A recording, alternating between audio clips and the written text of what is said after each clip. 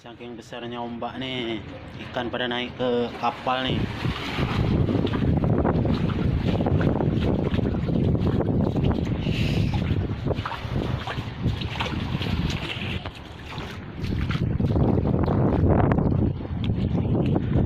Habis dihantam ombak,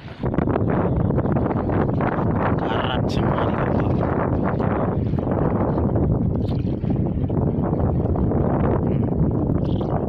Banyak ikan nih, naik kapal semua nih.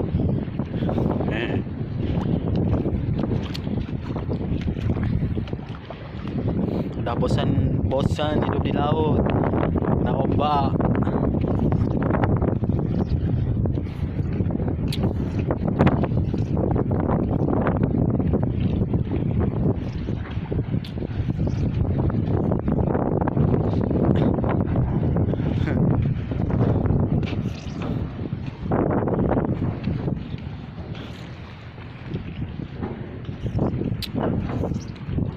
Hanya ikan mati semua.